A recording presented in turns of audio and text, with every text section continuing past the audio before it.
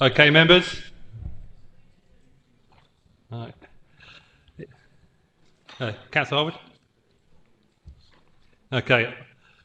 I'm Councillor Paul Wilby, the Chairman of the Planning Committee, and I'm pleased to welcome you to this meeting of the committee. May I take this opportunity to advise you that if the fire alarm does sound, please remain seated, and members of the Democratic Service Team will assess the situation and give further instruction on the evacuation of the building if necessary. Tonight's proceedings will be webcast by the Council, but if anyone else is intending to record these proceedings, can you please let me know now? Right.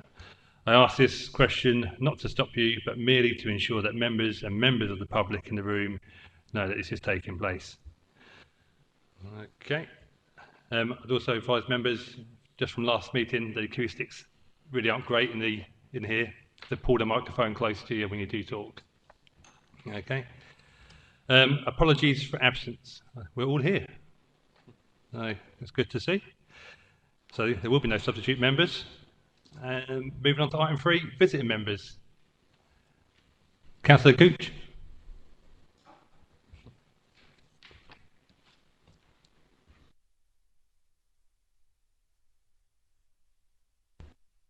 Thank you. I'm here to speak on item 17, the period bar, and I'll be here as the Chairman of Barming Parish Council. Thank you very much. Thank you, Councillor. Okay, item 4, there are no items recommended to be withdrawn from the agenda. Moving on to item 5, the adjourned meeting, if needed, will be held on the 25th of June. Item 6, urgent updates. You'll all see with some urgent updates on your tables in front of you. I intend to take these and any verbal urgent updates. Is that agreed? Thank you.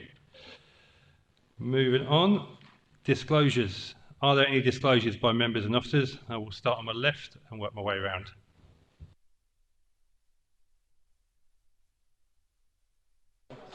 None. No? I will be bring members aware there are a couple of Mason Borough Council applications on the agenda tonight. Yeah. The item 16 at Maidstone House, that one I think myself and Councillor Thompson certainly have an interest because we were a part of the policy decision to do it.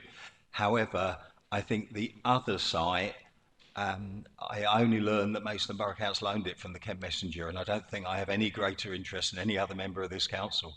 Thank you. Okay, thank you, Councillor Harwood. Councillor Thompson? The same as Councillor Harwood. Thank you. Okay, moving on then.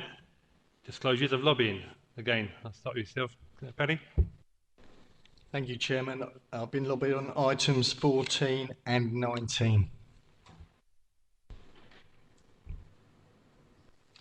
Thank you, Chairman. I've been lobbied on 14, 15, 18 and 19. 14 and 15. 14 and 19.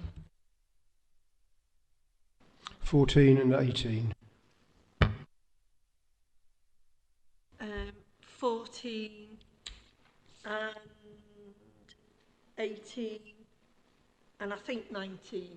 So I'll play it safe and say I have been lobbied. It's 14, Chair. Thank you, Chairman. Item 14 and item 18 and item 19. Items 14 and 19. 14 and 19, please. Items 14 and 17. 14 and 19. I'll play it safe and just say all. Okay. Moving on then. I move that the items on the agenda be taken in public as proposed. Is that agreed? Thank you, members. Item 10, I move that the minutes of the meeting held on the 19th of May 2026 be approved as a correct record and signed. Is that agreed? Thank you. Item 11, I move that the minutes of the meeting held on the 21st of May 2026 be approved as a correct record and signed. Is that agreed? Thank you. There are no petitions this evening. That takes care of item 12. Deferred items. I call upon Tony Ryan to go over the deferred items.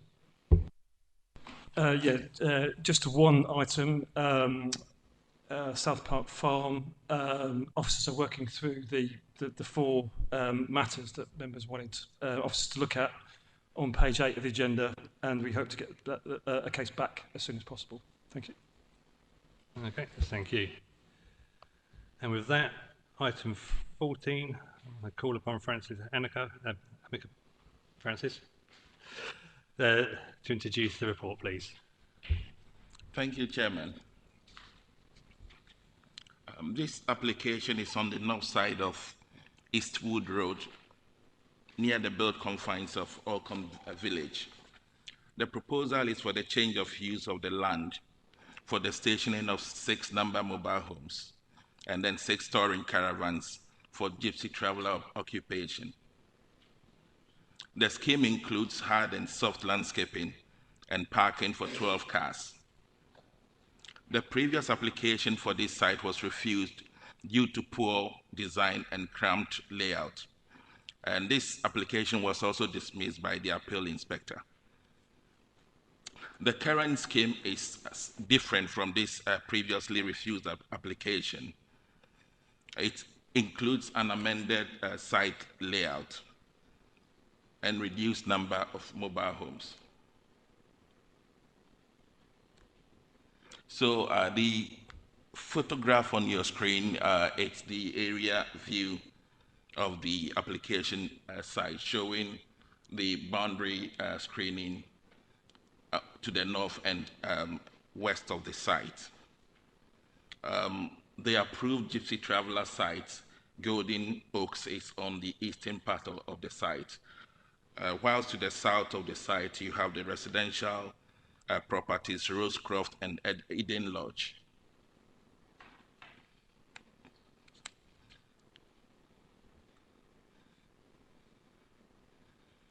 This current photo on your screen is a previously refused site layout. And as you can see, it appears very cramped. And that was one of the reasons why it was refused. The next slide on your screen, it's the currently proposed application. One of the comments made by the inspector in the previous decision was the location of some of the mobile homes quite close to the boundary with the Rosecroft, the properties to the south of the site, Rosecroft and Eden Lodge.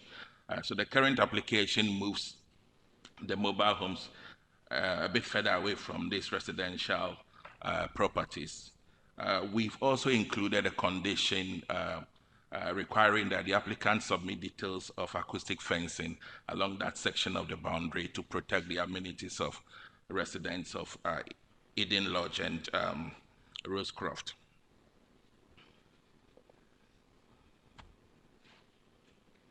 The photograph currently on your screen is the proposed mobile homes and elevations and floor plans. So this application was assessed in relation to harm to the character of the area.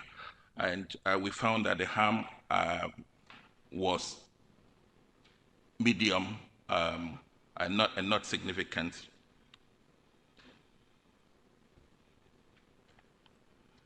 Based on our assessment, it was considered that this current application is a significant improvement upon the previous one that was refused and dismissed at appeal.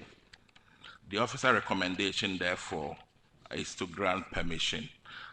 One of the considerations was our pitch supply position as well. As we all know, we currently don't have a 5-year supply of deliverable sites. And so that was also a significant material consideration in assessing this very application. As indicated in the report, the officer recommendation is to approve. Thank you. Okay, thank you. Okay, from the Speakers Club, Christopher Linstead, please.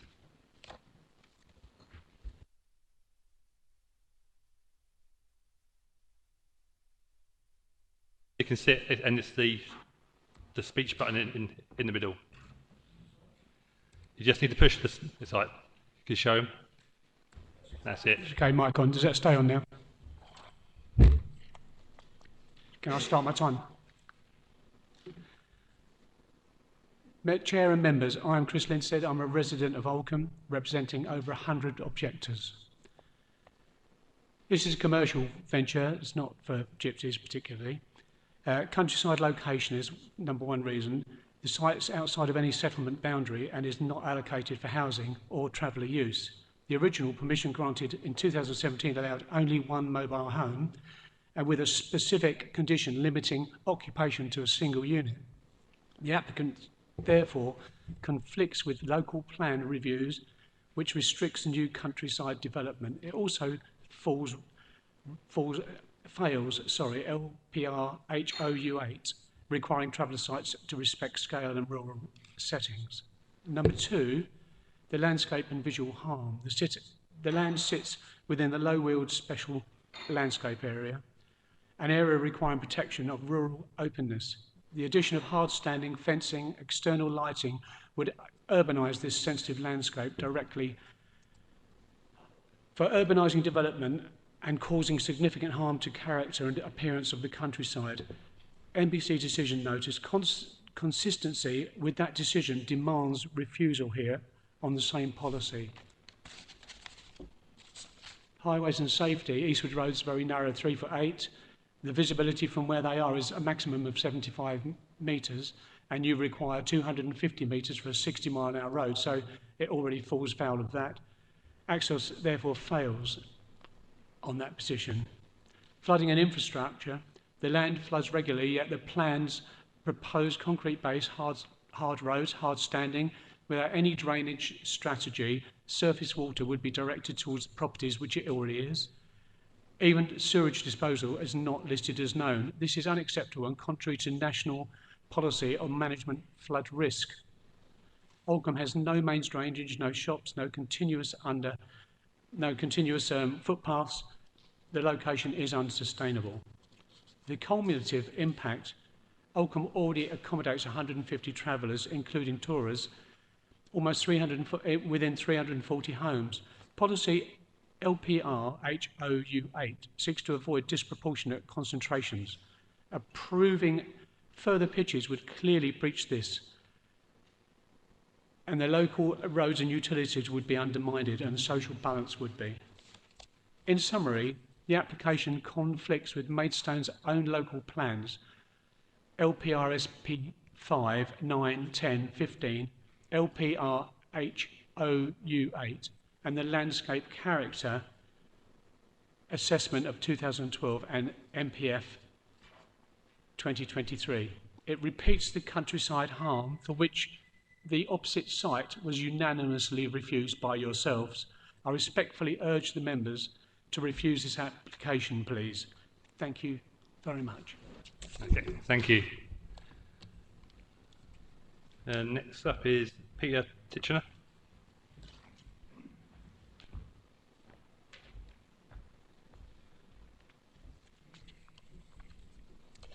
Right.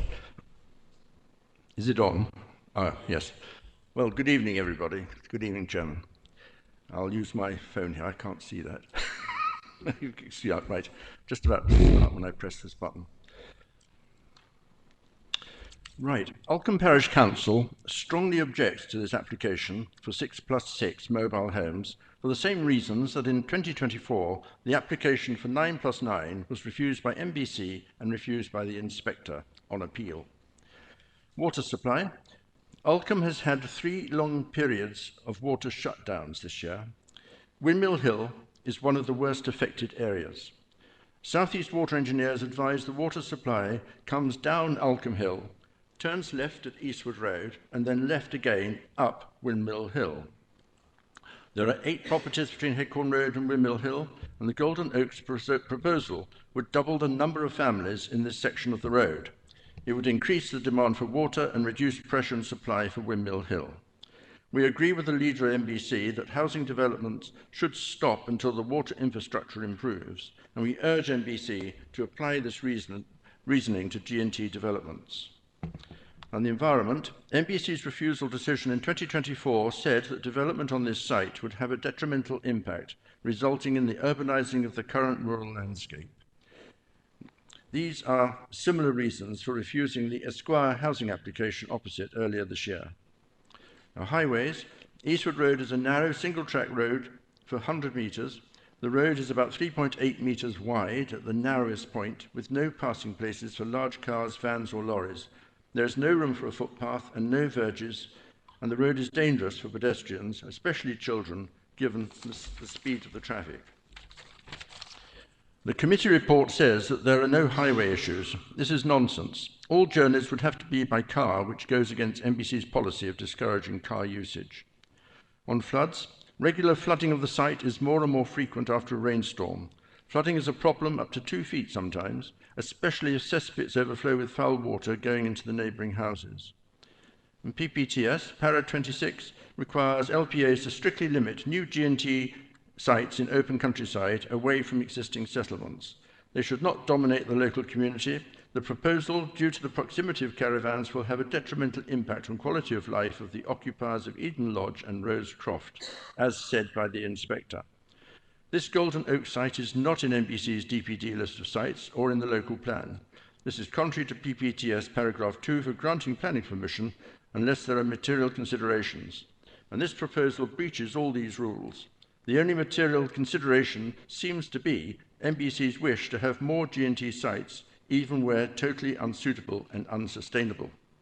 And on sustainability, the site is unsustainable. We have no shops, cafes, village pub, medical facilities or public transport, except for one bus at one time on 1 day a week to Maidstone.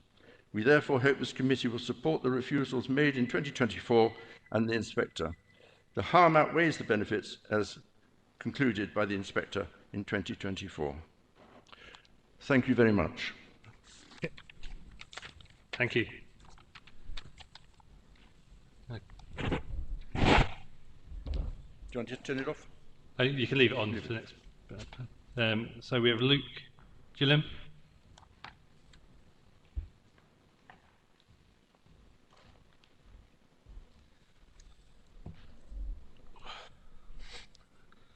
Good evening, Chair, Councillors. There is a significant need for additional traveller pitches within Maidstone. Evidence published identifies a requirement for 529 additional pitches by 2040, which cannot be demonstrated is near deliverable. This proposal would make a meaningful contribution towards meeting that identified need. Members will recall that the previous application for 9 pitches was refused due to concerns regarding scale, layout and intensity of use. This revised application has been specifically designed to address those concerns. The number of pitches has been reduced by a third, from 9 to 6. The layout has been redesigned to appear less formal, separation distances have been increased, and the overall intensity of activity on the site has been reduced. Policy LPR HOU 8 recognises that traveller accommodation will often need to be located within countryside areas. The policy does not prohibit such development and instead sets out criteria against which proposals should be assessed.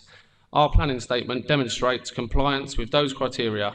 Furthermore, the policy indicates that sites should, where possible, be located close to existing settlements, which this site is. The visual impact of the development is limited. The site is largely screened from public view and would only be visible from a section of public right-of-way KH321 and from the rear of 2 neighbouring cottages. Additional landscaping, planting and buffer zones are proposed to further reduce visibility and integrate the site into its surroundings. I also note that in the proposed report conditions, it suggests an acoustic fence being erected on the boundary of Rose Cottage and Eden Lodge, which we agree would work well. The LPA withdrew its highway objection to the previous 9-pitch scheme following submission of a transport statement. This proposal is smaller in scale, generates fewer vehicle movements and uses utilises an existing lawful access. The planning statement and report summary confirm that the site lies within flood zone 1, meaning it is at low risk of flooding. Tentative claims regarding flooding cannot outweigh the site's flood risk classification. Importantly, there are no objections from KCC Public Rights of Way and Access Service. KCC Ecology is satisfied that no further information is required and the proposal delivers biodiversity net gain. In summary, there is a clear need for traveller accommodation. The previous concerns have been addressed through a significantly revised scheme. Consultees have raised no objections and the proposal complies with the relevant planning policies. We're aware there has been a lot of lobbying by a local resident, so we ask that you treat this application fairly and look at the facts and planning laws rather than personal opinions. We therefore respectfully ask members to agree with the recommendation and to grant planning permission. Thank you. Okay, thank you. Could you turn it off? Thank you. Thank you. Cheers. Okay. I'm aware there's been a fair bit of lobbying for this, so if you have received emails, please do that, take them into consideration as well. I know there's more people that wanted to speak than actually were allowed to. Okay, Councillor Trubinski. Thank you, Mr. Chair. Let me first state I agree entirely with the Parish Council and the representative of the villagers from Alcombe. But I would like to hear my co-councillors' opinions on the situation before I make my comments. So I reserve my right to speak to it at the end. Thank you. Okay, before we go to other councillors, obviously there's a fair few points brought up by the people speaking, Francis. Can you cover off some of them, please? Thank you, Chairman. The Parish Council has raised a number of issues which have been set out in the report. I think one of them is flooding, and as indicated, the site is in flood zone 1, which means that it has very low probability of flooding. The Parish Council has also raised issues about the cumulative impact. We've assessed that as well, and obviously there are some neighboring G&T sites, but taken together, we do not believe that it meets that threshold for a refusal. In terms of the application itself, we need to look at it from the perspective of the issues raised by the appeal inspector. So that appeal inspector in the last appeal found that the only issue relates to the harm to the character of the area, given the cramped nature of the site layout. And he also mentioned that there is some limited harm to the residential amenity of occupiers of Eden Lodge and Rosecroft. So from that perspective, we can then go back and assess everything that the inspector have considered to be acceptable. We are limited to looking at the harm to the landscape that the inspector mentioned, and then the harm to residential amenity, which we have addressed in the report. In terms of the harm, landscape harm, the reduced number of caravans addresses that issues. And then the residential amenity issue is addressed by the imposition of condition 3, which relates to the provision of acoustic fencing along the common boundary with the residential properties to the south. So in answer to your questions, all the issues raised by the Parish Council have either been addressed in the last report or in this report as well, and this has been accepted by the appeal inspector. And to recap again, the only issues that the inspector found to be unacceptable is landscape harm and effect on residential amenities. So those are the key issues that we are limited to looking at today. Thank you. Thank you, Mr. Chair. I actually wasn't asking a question. However, the one thing I would say, before my co-councillor speak, is that I don't think it's our business to start second-guessing what a planning inspector might or might not do, or what he might or might not take into account. We have to look at what we're presented with here and what we think is right or wrong for this particular case. Thank you. Okay. Thank you, Councillor. Anyone else wish to speak? No. Councillor Russell.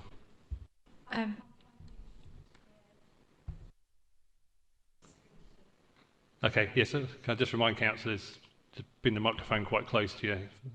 Yeah. The acoustics are really bad, Chair. I'm struggling to hear anyone.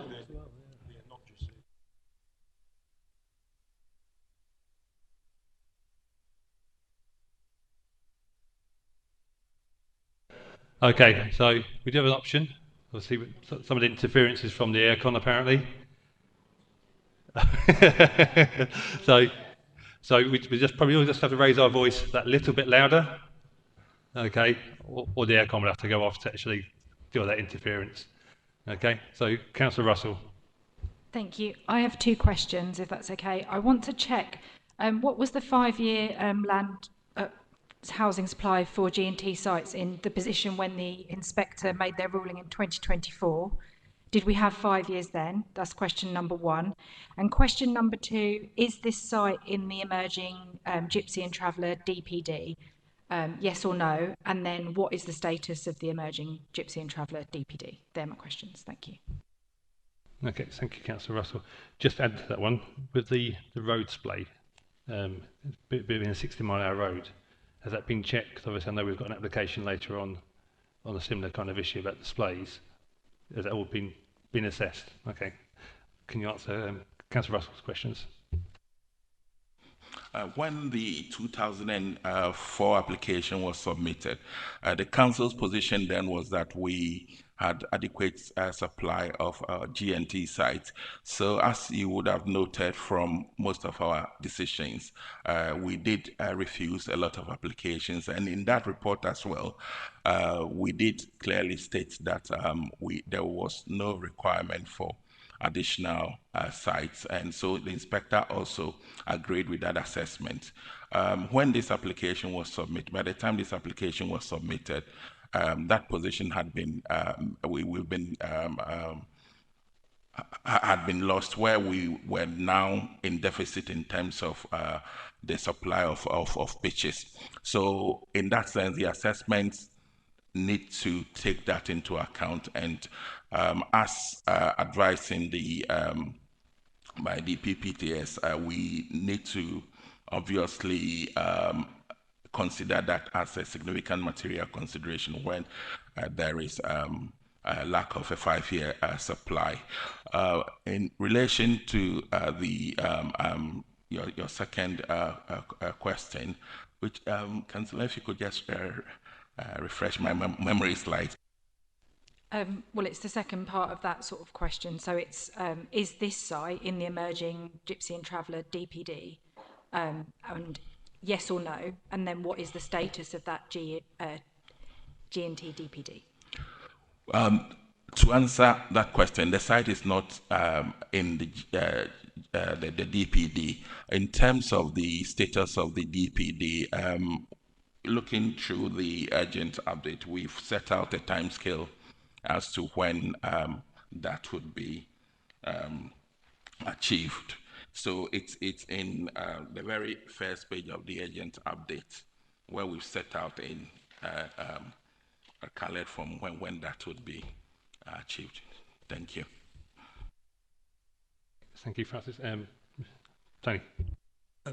Yes, in terms of the first part of your question, Councillor Russell, I'm just reading from the appeal statement, the appeal decision letter, and in terms of planning balance, the inspector says the council is currently unable to meet the identified accommodation needs of Gypsy and Travellers, and I've given considerable weight to the undersupply.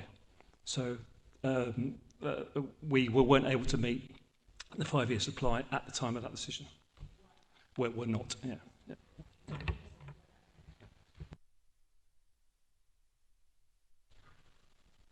Howard. Thank you, Chairman. A couple of things. I mean, one, we know that we're a long way away from having a 5-year land supply, and therefore we are, as the case officer stated, just looking at harm. What is the harm derived from this?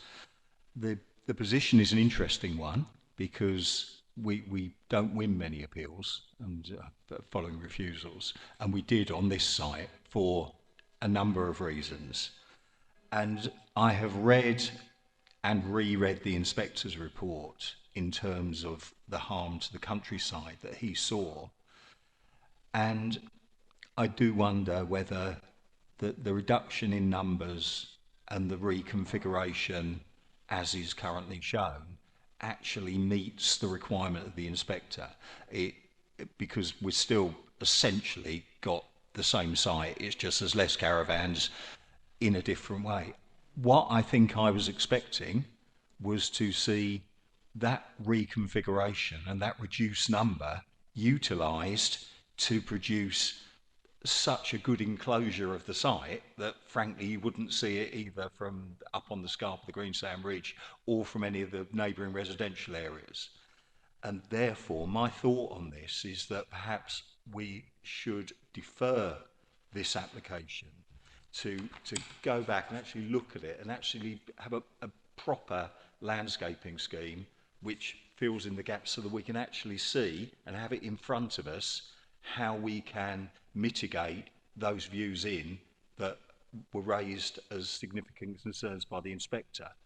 I also think that during that deferral, from a residential amenity and safety perspective, we do need to look into any implications arising from the two agricultural reservoirs that are up the slope from the site. For the fruit farm, they're raised reservoirs with raised banks set into the hillside.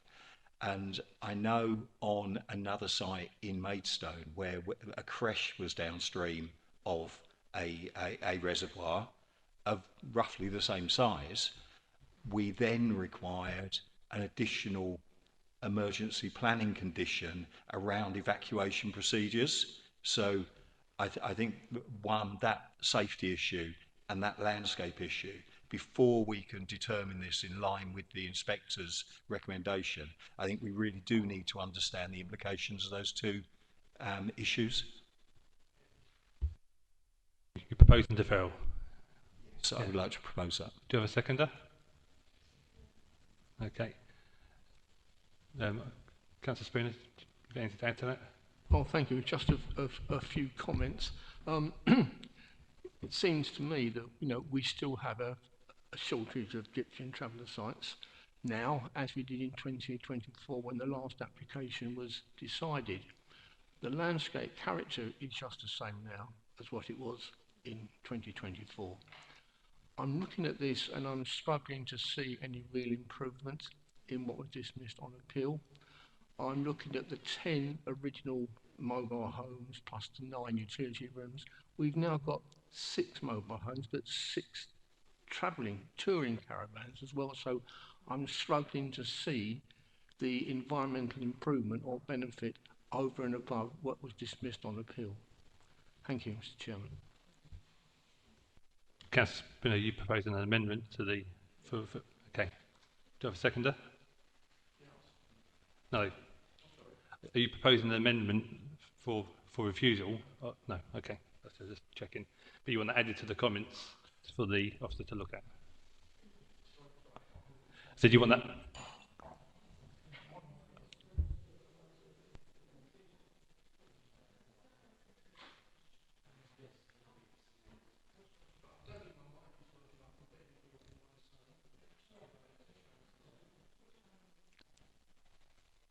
Councillor Speaker, can you just clarify whether you're supporting the deferral or whether you're actually proposing an amendment for refusal of this application? No, the Chair is saying there's a proposal for deferral by Councillor Harwood, seconded by Councillor Sweetman. Following Councillor Spooner's comments, is he making an amendment to that proposal to refuse the application, or is he adding the comments to the deferral? Okay, so you just want those comments added to the deferral. Yes, Councillor Spooner? Yes, okay. Just for clarification. Councillor Harwood? Yeah.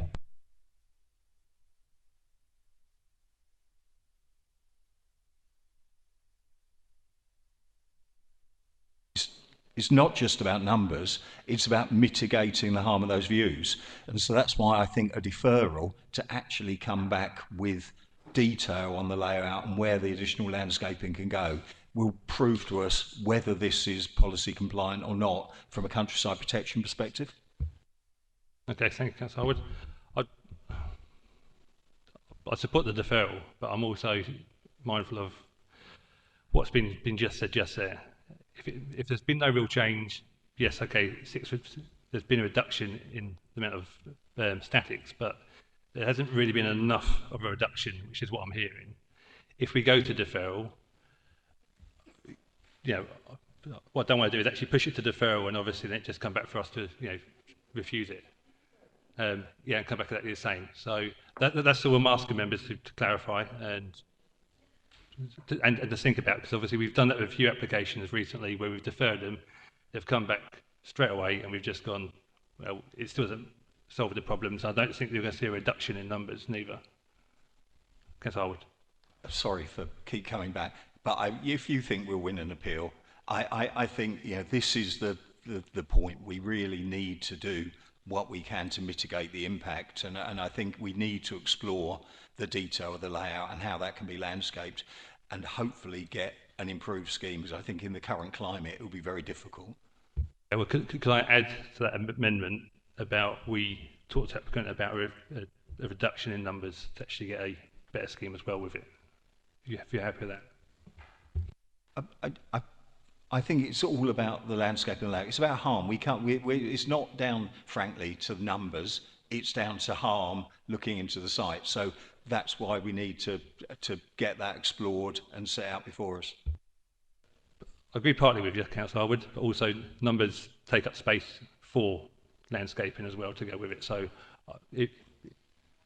I'd like to propose, if you're happy to take it, for us to look at a reduction in numbers as well. Well, yeah. I mean, I think it's okay. We've got a proposed new footprint, but it's not screened properly. If you can't screen it properly because there's too much in there, and the other issue is I know there's no real amenity space in this because there'll be families in here, and there'll be a lot of vehicle parking. And I did wonder why there was no amenity space factored in as well. So perhaps added to your additional reason to look at that amenity area within the site would be good. Okay, Councillor Cleater. Yeah, I mean, if we're going to worry whether the planning inspector is going to approve or disapprove, then we all may as well go home now and not be on the planning committee, because especially in the World Cup time, there's a match on we could all watch. But I have got some questions. So there's been some remarks around the ecological impact and that surveys were done.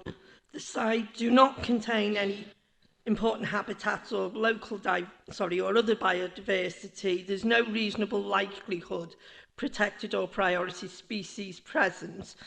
Who's looked? And was it an independent survey, or is it, because I know we got caught out at a previous meeting about whether surveys are independent or whether they're done by the applicant. In terms of the setting, local services in particular, school, health and shopping facilities are accessible from the site by foot, cycle or public transport, well, once a week is my understanding from Oldcombe. Shopping facilities, nil. Health facilities, not there. And an oversubscribed school. So that's LPR H0U8. I've got no problem with sites for gypsy travellers. I don't. But they need to be, and sort of picking up where Councillor Harwood said, there's no amenity for children. There's also the issues of what you described over the possible flood risk, emergency planning risk, and I know that's something close to your heart anyway from your previous employment. And also, one of the other things I picked out is the submitted layout shows a 3-metre planted buffer zone running round. So when's it going to be mature and completed? Because one of the other complaints we have previously is we put these conditions in and then, you know, if they're wrong, I leave ecology and biodiversity to Councillor Harwood, he's the expert. But, you know, some half-dead twigs round somewhere is not. So my question is, how are you going to, if you like, ensure that happens? Who's responsible for enforcement? Who's going to monitor around private vehicles and the tonnage in that? And I love the optimism of the applicant that KCC have not objected, when we all know, God love them, they very rarely respond to anything in planning. Thank you, Councillor Cleater. Do you want the officer to go away and look at them, or do you want an answer now? Oh, yeah, the acoustics are terrible, I can't hear you. Do you want the officer to go away and investigate that, or do you want an answer now? I would like an answer now, but I think they probably need more investigation, but yeah.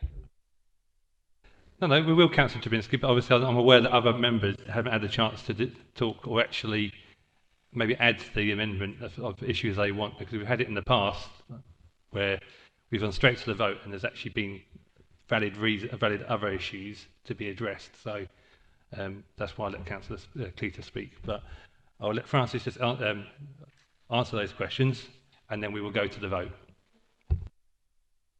Thank you, Chairman. In relation to your first question, the ecology issues, we did consult, the applicant submitted some ecological documents which we consulted KCC Ecology on. And so they came back with us saying that they are quite happy with the scheme. In terms of conditions, we have a condition that deals with ecology, improving ecology on site. We also have a landscaping condition that also contributes to that. You did mention policy HO8, which is the Gypsy Traveller policy.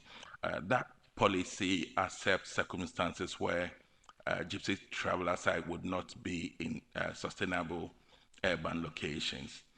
So in terms of that issue, the fact that future occupiers would be reliant on cars to access services in nearby settlement is not an issue that we can seriously refuse an application about in that location. In relation to the other issues about enforcing some of the conditions, so we do undertake 6-monthly Gypsy traveller surveys. So what we do then is that we visit every site and then visually inspect what is there. When we feel that there are breaches, we bring them to the attention of the enforcement team. And that's clear. Quickly. Yeah, just quickly to come back. So what we're saying is, if it goes through with the conditions, they can move or build whatever on site, and then retrospectively we basically go in, rather than saying those things need to be there first. That's where because we've had issues before. It doesn't matter whether it's Gypsy Traveller, it's about conditions that aren't met. This is just normal planning conditions. Okay, so this is the same as if this was a house, we put planting conditions. It's a big estate, we put plant. We don't tell the applicant when they've got to plant them. We normally put something in saying by the first planting season, or and there'd be a 5-year replacement scheme. So we'd go around every now and again, check on them, which we've done with a lot of the Gypsy Traveller sites. And there's been some good schemes, and there's been some bad schemes. But yeah, okay, yeah. So on that note, we shall go to the vote for deferral. Oh, so did you want to come in? Yeah. Okay. So all in favour of the deferral?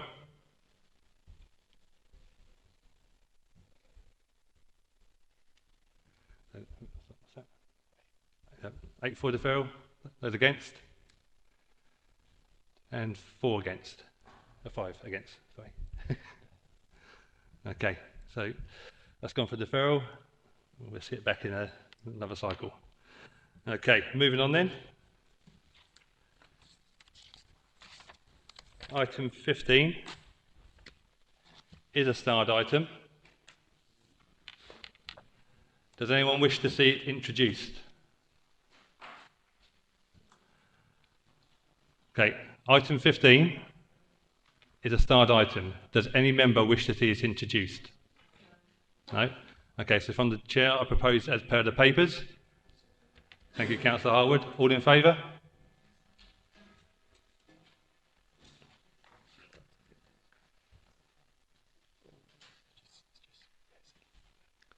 Yeah. Okay, so that's 11 for. Those against? Those and one against.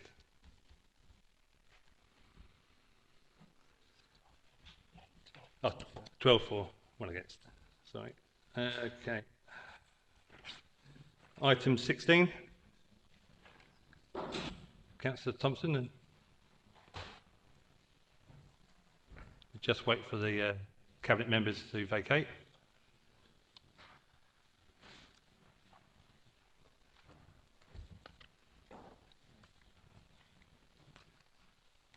And then I call upon Tony Ryan to introduce the report.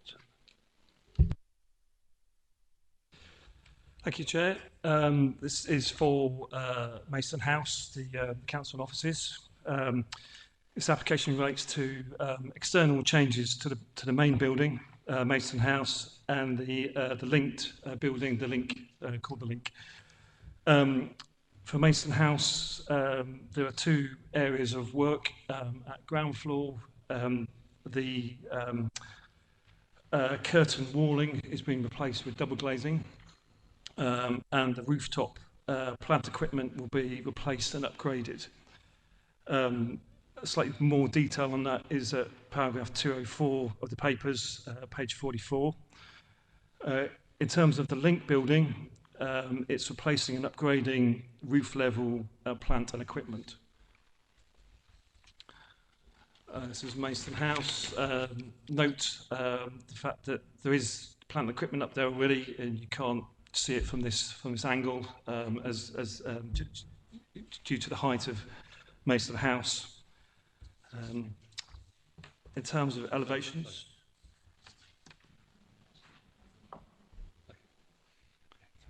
yep. Existing proposed Mason House north elevation, showing existing on the left and proposed on the right.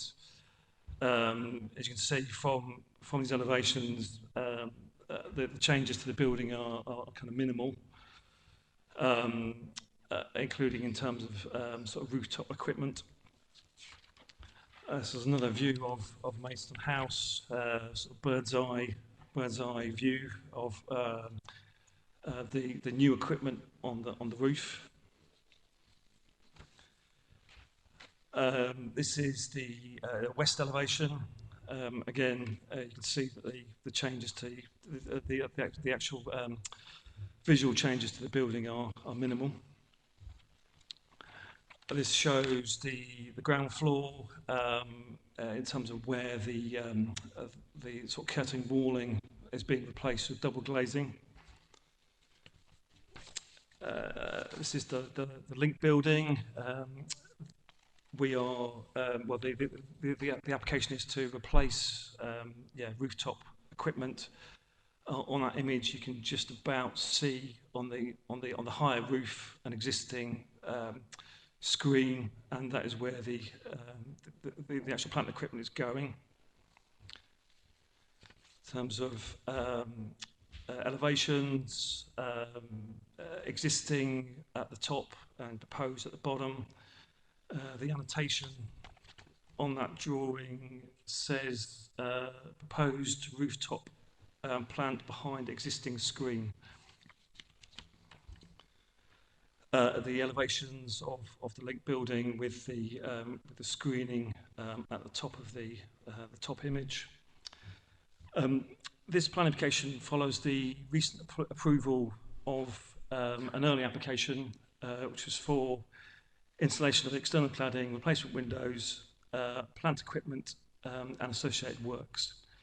The applicant has confirmed that this early approval has not and will not be implemented. Instead, this proposal has been designed as a more feasible and deliverable alternative to the earlier approval. The application seeks to improve the efficiency of heating and ventilation systems as part of the general aims of dealing with climate change and reducing carbon emissions. On the issue of climate change, there's clear policy support for such development, and the changes proposed as part of this application. The proposal will have minimal impacts on the townscape and the setting of nearby heritage assets, and any harm is outweighed by the benefits to reducing climate change and carbon emissions. Thank you. Thank you. I don't believe we have any High Street members. Sorry, Jonathan. Apologies. Okay, Councillor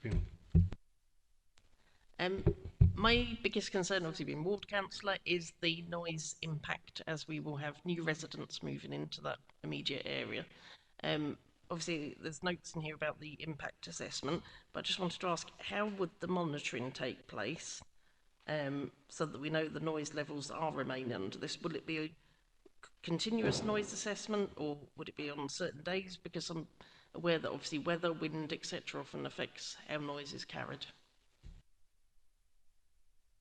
Yeah, I think with well, this is replacing old equipment with new efficient equipment. So I think the starting premise is the fact that it should be more efficient and then should then generate less noise. It's a bit chicken and egg in terms of noise assessments, because of course you have to assess the noise from something that isn't actually in. But what I believe Environment Health do is look at the kind of noise output from the proposed equipment, look at the kind of environment. As you will see from this image as well, the equipment is behind sort of screens, so that also reduces kind of noise outbreak. Okay. Councillor Russell. I think it's no secret here that everyone knows that I think this is the most significant waste of taxpayers' money as bit I've heard of since I've sat on this council. I mean, £7.7 million on this building is just quite honestly shocking. But, you know, I've fought that as much as I can. It was music to my ears, actually, when I heard the officer say that they may be considering a slightly smaller scheme, of which this might be part of. So let's hope, as taxpayers, that it comes in significantly cheaper. In planning terms, though, remembering where I am, I have absolutely no worries with it, and I propose, as per the papers, to grant permission. Thank you, Councillor Russell. Councillor Drabinski. Yeah, just in the absence of Councillor Harwood, I was wondering if we could be putting bat boxes and swift boxes on the roof. So are there any wildlife enhancements? There's mobile phone equipment, so I'm not sure the two go well together. But I think no. In terms of it's basically, well, it's not like for like replacement, but it is putting back a better version of what's there. So in that sense, we don't feel there is a need to have bat boxes. So. Okay. I'm happy to second Councillor Russell.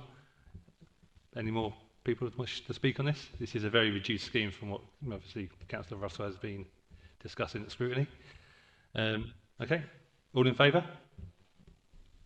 Unanimous. Okay, that's approved. Okay, Mark, could you go grab the other two, please?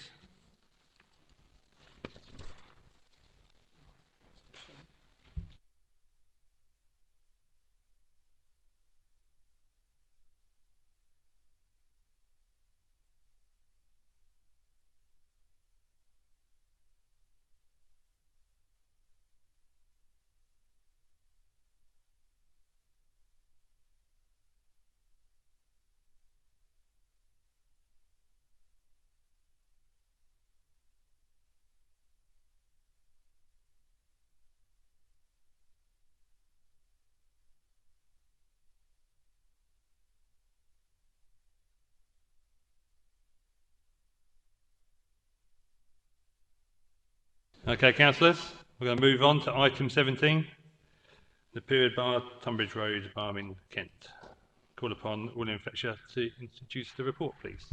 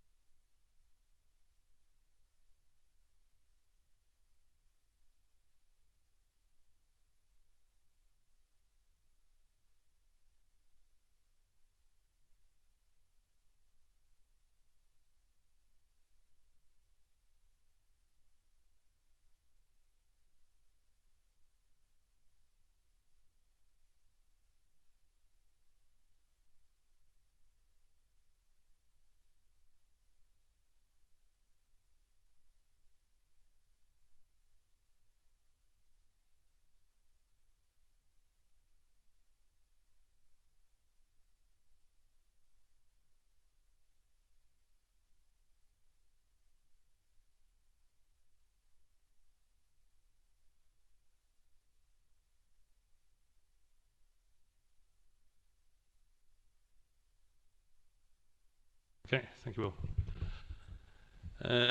Councillor Gooch.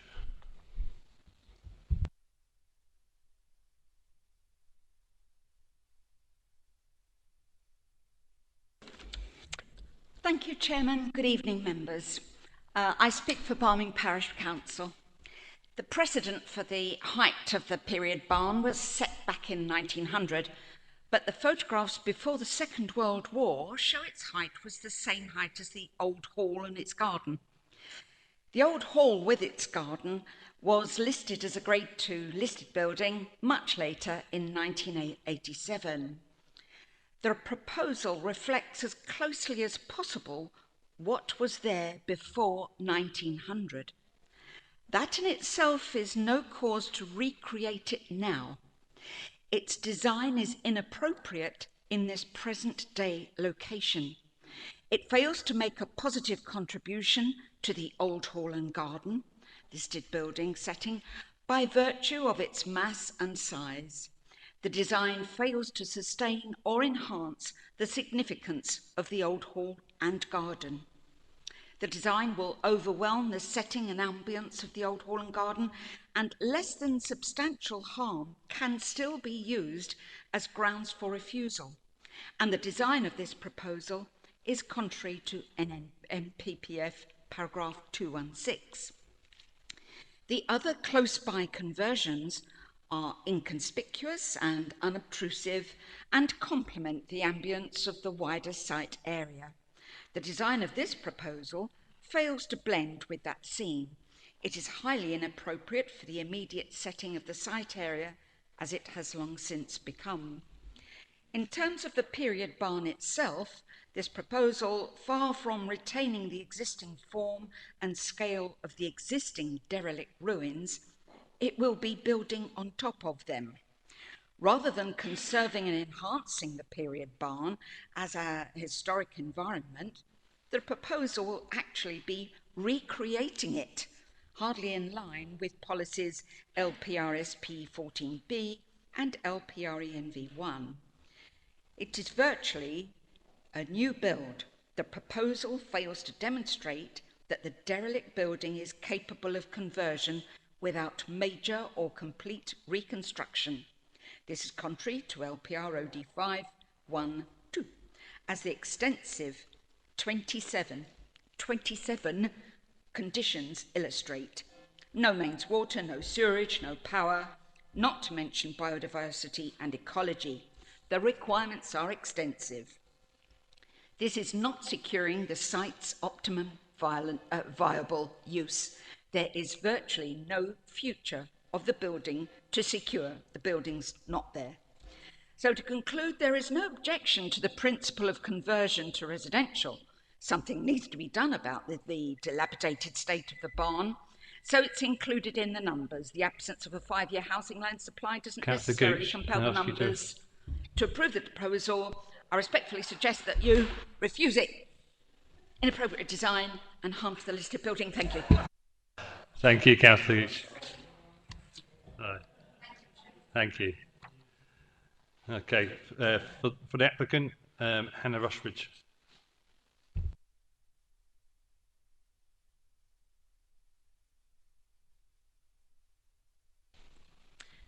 Good evening. I am reading this on behalf of Lydia and Jenna Hillwood, the applicants and owners of the period barn. Unfortunately, Lydia and Jenna cannot be present today.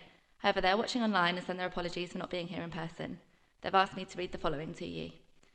We are Lydia and Jenna Hillwood, current residents in Allington with 3 young girls aged 9, 8 and 5. After meeting at university, Lydia was keen for us to live in Maidstone, where she and her family were originally from. We have lived together in Allington for the past 18 years, and we've always wanted to stay within the area and continue to raise our children here.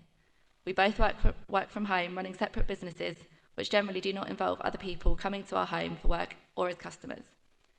When the opportunity arose for us to purchase the period barn, we were filled with utter excitement at the prospect of designing and building a family home with the opportunity to raise our girls in a small farmstead with space to play outside safely, grow our own vegetables, and have a family home for years to come. Many of our friends and family members thought we were mad due to the state of the barn and land, but we could both see potential for the barn and how special this plot could be as a family home. So we proceeded with the task of appointing our team and got the ball rolling. We have engaged with the council from the beginning and sought pre-app advice with our initial idea of keeping the barn as a managed ruin and building within our land, which would enable us to create some space between us and the neighbouring property. But we were advised by the council team to convert the barn and rebuild the upper level and the foreroasts. We submitted our full application based on the feedback we were given, but unfortunately the team at the council changed and opinions differed. However, by working with officers, we were thankfully given the opportunity to make slight amendments, which has brought us to our planning application you are reviewing today. Our team have followed local policy and feedback from the conservation and heritage team to replicate the historic form of the building. We have discussed our plans with our immediate neighbours in the parish. Whilst we understand their concerns, we have followed advice given and tried to accommodate their feedback, particularly in the character and design of our home. We feel our proposals would incorporate a beautiful traditional design with a hint of modern materials, such as metal cladding or continued use of matching brickwork that will enhance the character of the barn and the farmstead. We want to reuse as much of the material as we have on site as possible and improve the appearance of the derelict barn to create a beautiful high-end home. The Conservation Officer raised comments in relation to the roof lights on the southern elevation and dormer windows on the northern elevation. We have significantly reduced the number of roof lights and completely removed them from the southern elevation to ensure that the roof form is largely uninterrupted in wider views.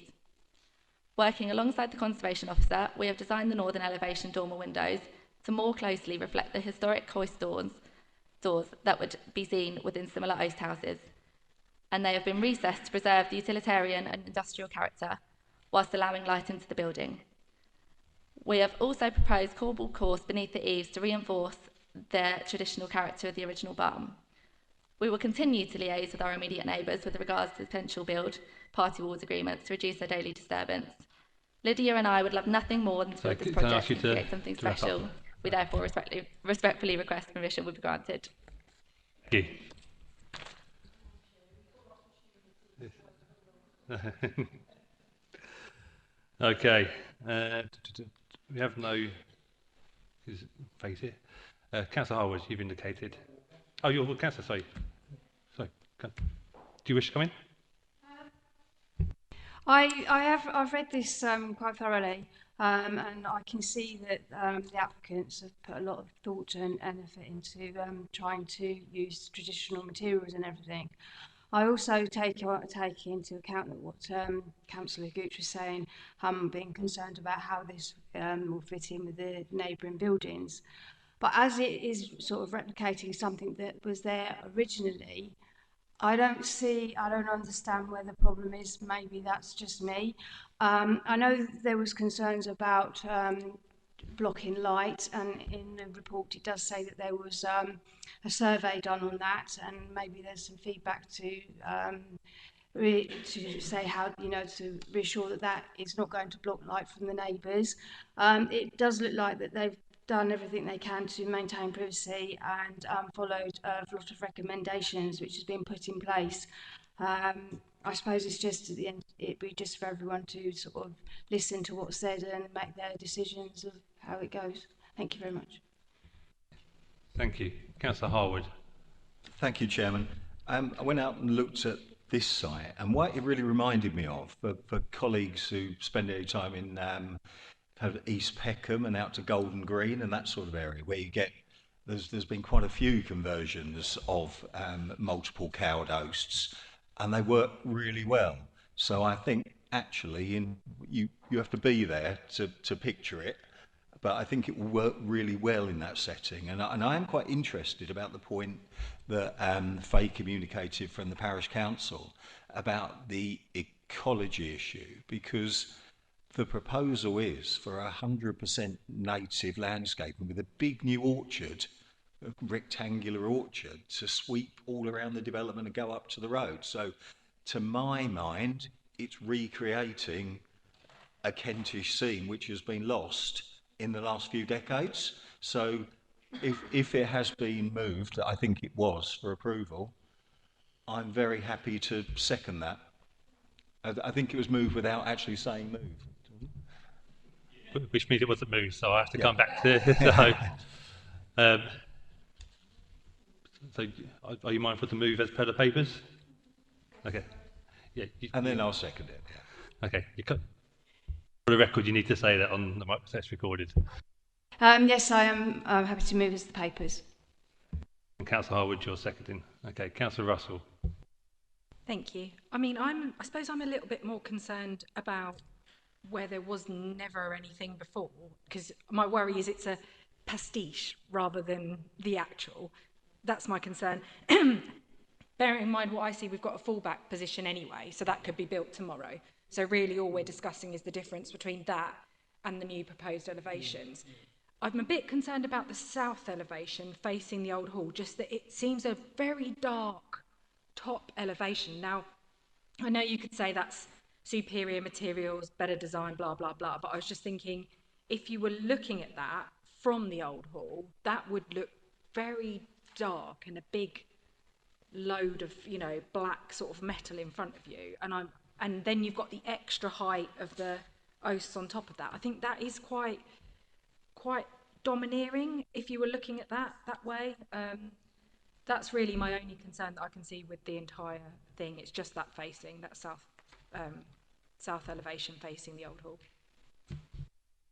Okay. Anyone else wish to come in? No? I shall move to the vote then. All those in favour?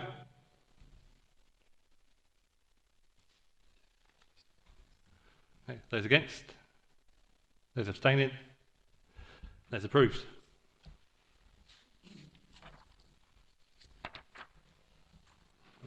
Okay. Moving on.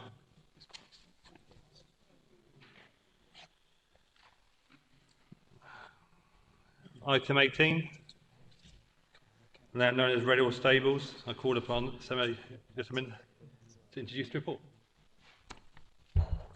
Thank you, Chairman.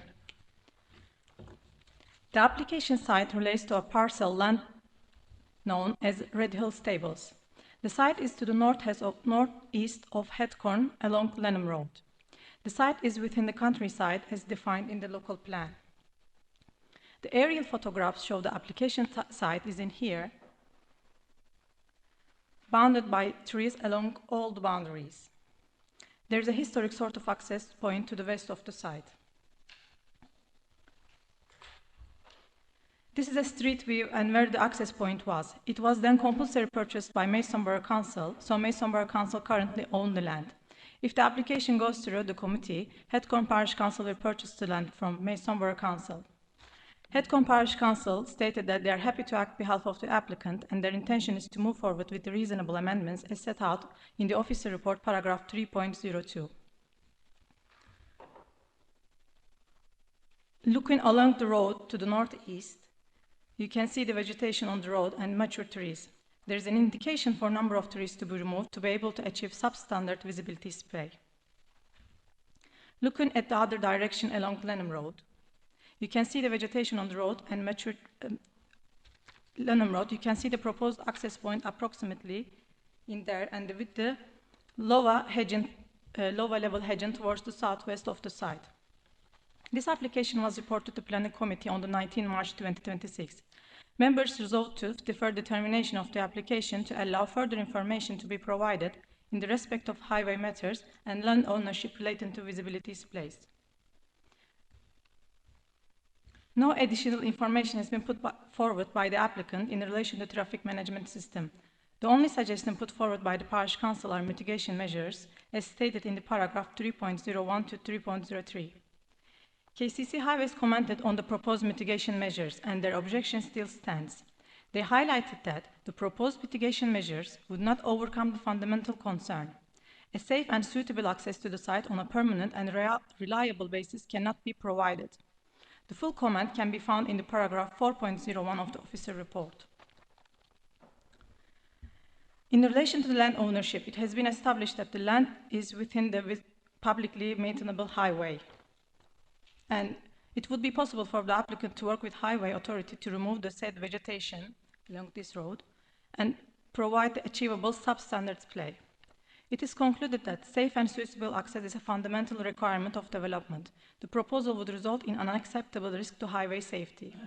The removal of existing trees and vegetation along Lenham Road frontage would result in harmful loss of landscaping that contributes positively to the character and appearance of the area. Therefore, the application is recommended refusal for the reasons set out in the paragraph 7. Thank you. Okay, thank you.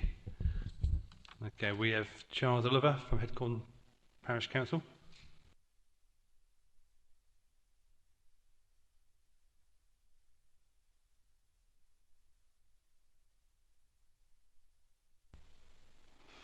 Chairman, Councillors, good evening.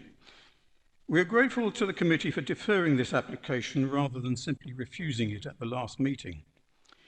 We were pleased that there was support for this genuinely green proposal from a number of you.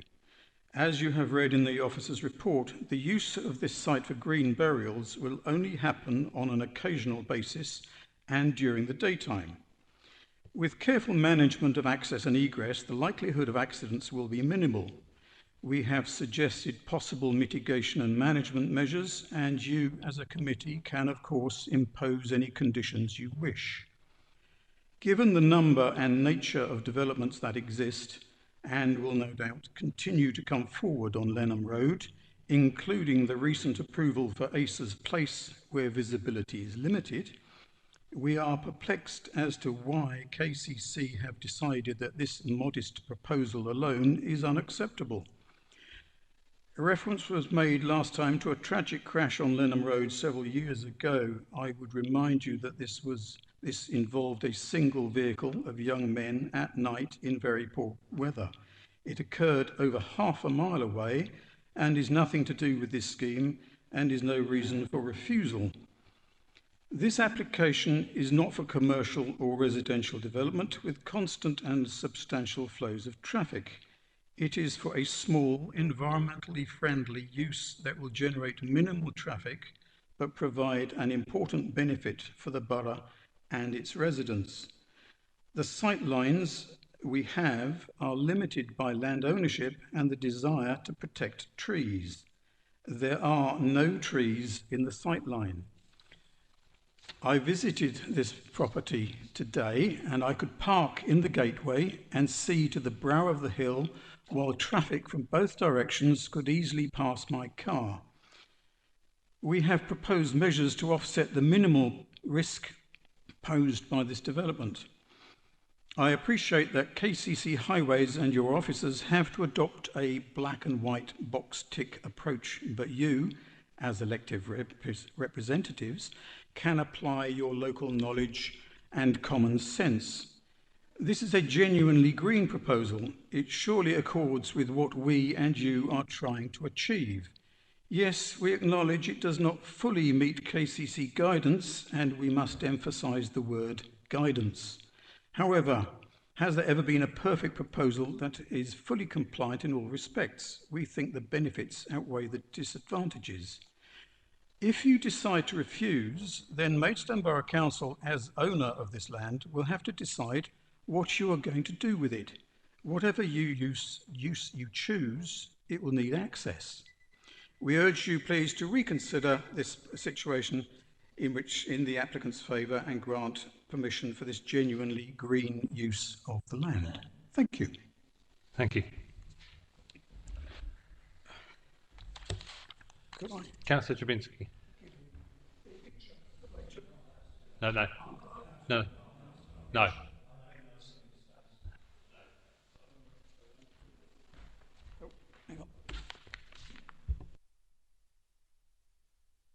Okay, Councillor Drabinski. Thank you, Mr. Chair. My co-councillor, Mr. Round, and myself kicked this off really 2 or 3 years ago. We went to see the site, which we thought was absolutely marvellous for this particular use.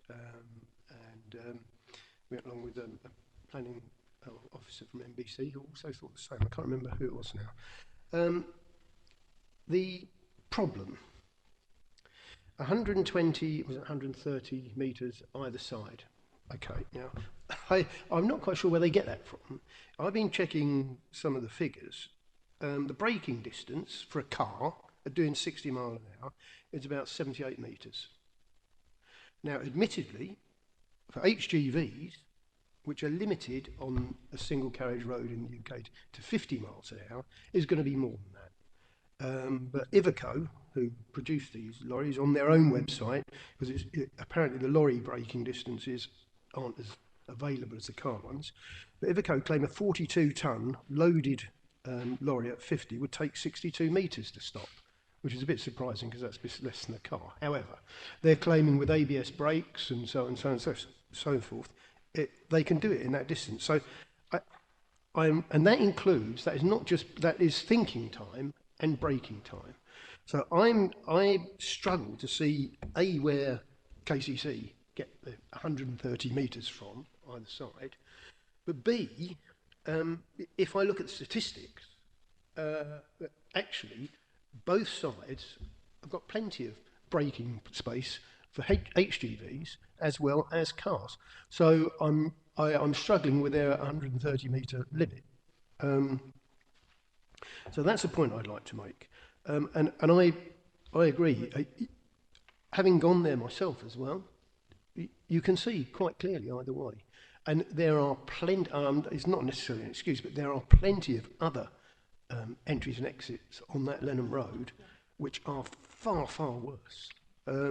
I would recommend we put our reasons down for agreeing this, maybe including those measurements and things, I don't know. And I would recommend we agree it. I cannot see any other use for that land, really. And if we lose a few trees, I've got a few small oak trees in my greenhouse that I'm growing to replace them. Thank you. Okay, thank you, Councillor Drabinski. Councillor Harwood. Thank you. The problem is we cannot second guess the Highway Authority. The Highway Authority has formally objected to the access, and unless we as a local planning authority commission, and we haven't, commissioned our own study with proper highways engineers and not lay people, we are in basically an impossible position. Kent County Council as the Highway Authority can and will insist upon the vision displays. It's not a matter of, oh, well, someone can look and we won't have to take out the oak trees and so on. KCC won't sign it off until that occurs. So this is a technical objection, and it's really not a matter of opinion as to we who are not highways engineers to make.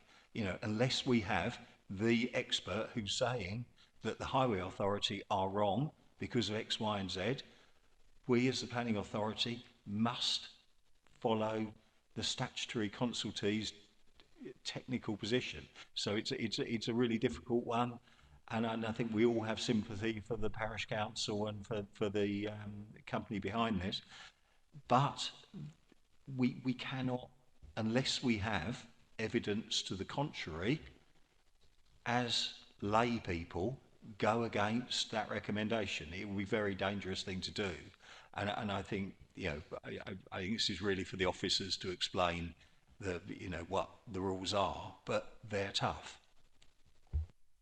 Okay, thank you, Councillor Harwood. Councillor Cleater wanted to come in, and I'll come back to you, Councillor Drabinski. Just a comment, really. I'm absolutely amazed they spent any time at all commenting on it, because they usually ignore anything that comes to us.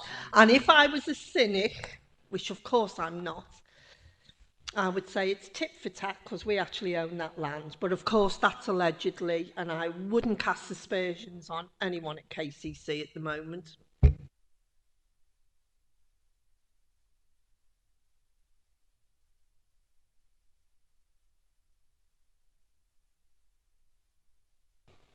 Yeah, this is NBC land. Let's get a report done. Let's do it. Otherwise it's sitting there doing nothing. Let's get a report done. Let's get an expert report done. As a planning committee, why can't we? I don't see. Oh. Get a policy. Go to a pack for it. Okay. Councillor Harwood is right. That's something that we can't make the decision for here. We do have to decide on it here, because we've deferred it once, Councillor Drabinski, so we do have to decide on it. I did just ask, could we put a condition on it for that report to be done, and if it met it, then it would get it, but we can't. Okay, so I've got a few other people that want to come in, and then we'll come back to where we are. Okay. Councillor Stravinsky, can you turn your microphone off, please? Mike. Councillor Eden. Thank you, Chairman. Thank you to Councillor Harwood for explaining that very clearly, and I'm sure we all understand that, but I am very much in support of Councillor Trubinsky. I think this plot of land can't be used for anything else. It would be an additional facility for the parish council and a good use of the land. So I understand from what you've just said we can't defer for a report, but I'm leaning to go down that way because I'd like to see this matter approved. Thank you. So because we've deferred once, we cannot defer again. So we do have to make. I've been told we can't. We can? No, we can't defer again. So no, we can't defer again because we've deferred once, Councillor Trubinsky. So within that, I've got Councillor Perry, Councillor Cleater, and then I'll come back to you. Thank you, Chairman. My sympathies are with the parish council very much on this, and like Councillor Reardon, my inclination is to approve, but I do understand what Councillor Harwood said, and the reality is we're stuck, and this is an amazing day really, because not only is it the anniversary of the Battle of Waterloo, but also it is the one time when Kent Highways have actually objected to anything, as far as I can say. Yes. So I don't want to bring too much hilarity into this, but my sympathy is with the parish council, but I do think we're stuck, to be honest, on this one, and with much regret, I would love to approve it, I really would, but I just don't think we can, thanks to Kent Highways. Thank you. Okay, thank you, Councillor Perry. Councillor Cleater. Yeah, we are where we are, but it would have been really useful when we deferred it the first time to have had the information that Councillor Harwood has imparted, and then we could have requested or asked for a whatever report.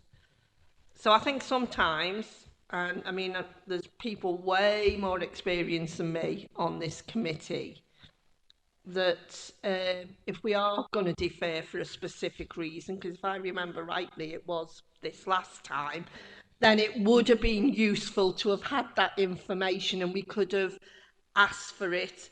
And I always remember now, independent report on that, and that would have been useful for the parish and for us as well. So can someone take a note of that somewhere, so when we find ourselves in a similar situation, we don't, because actually it's been a bit of a waste of time deferring it. So, Councillor Cleater, I will bring people's memory back. Obviously, we've got to remember this is our land. So we could have looked at that. We deferred this for them to go away and engage with KCC. I don't think that happened on the scale that we wanted it to. And maybe there needs to be some political leaning on that, councillors. What I would recommend, and I'm going to propose as per the papers, for refusal, but obviously as this is NBC land, I do think whatever pack it sits under, it needs to go to actually get that consultation done. So I don't think, we're not saying, we're saying no now, but I think in the future, if we can get that over this hurdle, I think it can actually come back here and come to fruition. So do I have a seconder for the refusal, as per the papers? Oh. Sorry, Councillor Greenwood. So my question was, because last time at Planning Committee when we discussed the application, we did talk about mitigation measures such as having a traffic marshal. So because the applicant hasn't come back with any mitigation measures, we can't approve it with the mitigation measures that we discussed before. Is that correct? So we suggested certain mitigation And we can only guide, and it's embarrassing that we are the applicant, in one sense. So that is one issue. But we can only encourage the applicant, the same as any application, to seek that consultation with the authorities. Now, I probably will agree with Councillor Cleater here on those certain items. It does feel, because I think we've had some recently with the same splays further down, Councillor Trubinski, on other sites, which have been just as bad. But the KCC haven't raised an objection, but they are the authority that deals with the road access. So, not much longer. So I've got a few more councillors first. Okay.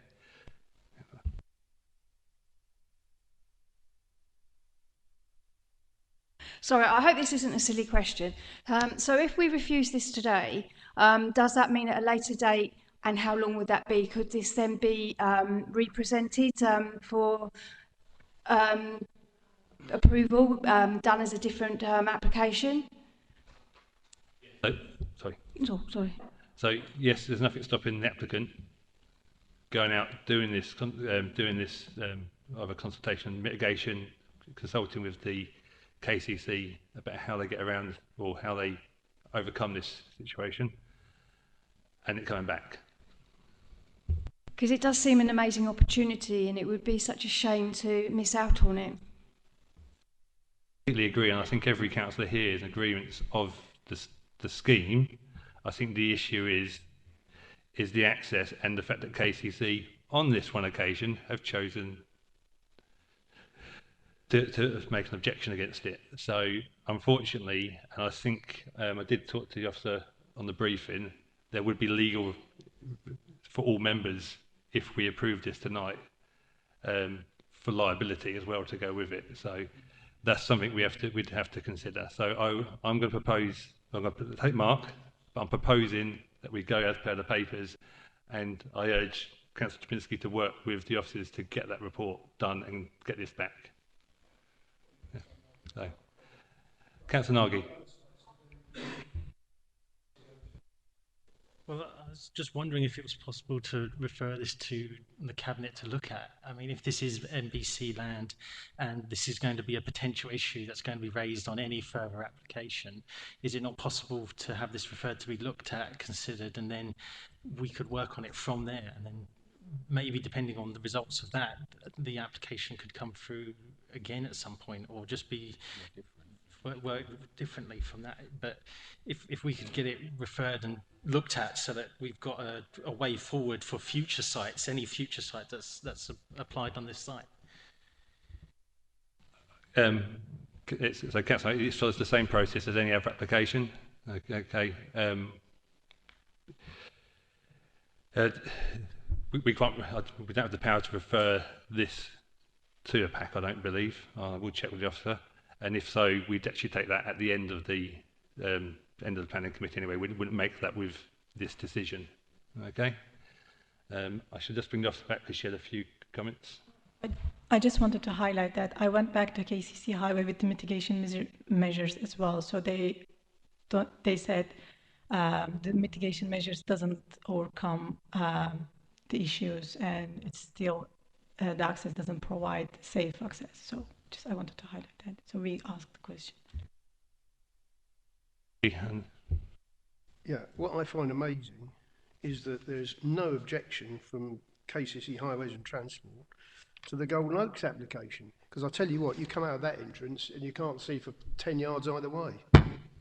Sorry. No, Councillor Trubinski, and that's actually, I did ask on the application, had the displays been checked, if you remember, and I was told yes. So I get the frustration. However, I think as Councillor Harwood has laid out, regulatory body, they've said there's an issue with the access. That's what we've got to decide on. So I'm going to propose as per the papers. Do I have a seconder? Councillor Russell, thank you. So all in favour as per the papers?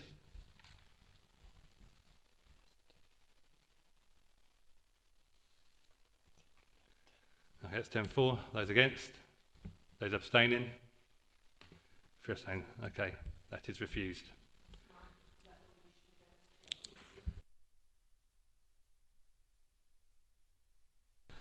Okay, moving on. We have item 19. Ida Manor Nursing Home, Cranbrook Road, Staplehurst. I call upon William again. Thank you. Report.